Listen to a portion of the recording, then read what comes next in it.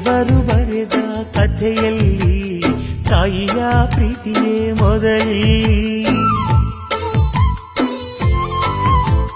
ಹೆತ್ತವಳು ಬರೆದ ಕಥೆಯಲ್ಲಿ ಕಂದನ ಪ್ರೀತಿಯೇ ಮೊದಲಿ. ಹಾರಾರಿರಾರೋ ಹಾಡು ಪ್ರೀತಿಗೆ ಮೊದಲ ಹಾಡು.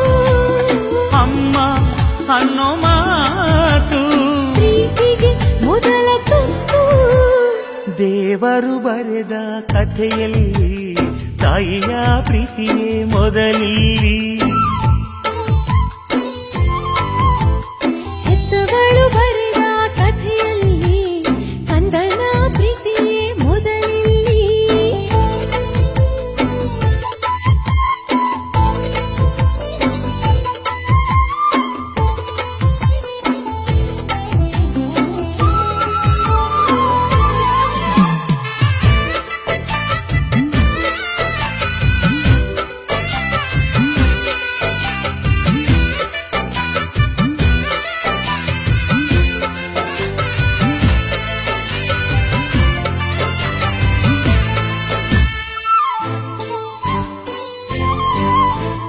ನೋವಿಗೆ ಮೊದಲ ಔಷಧಿ ಅಮ್ಮ ಅನ್ನೋ ಕೂಗೆ.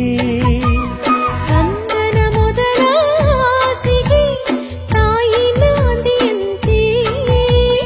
ಮೊದಲಿಗೆ ಮೊದಲಿ ಈ ತಾಯಿಯೇ ಮೊದಲಿ.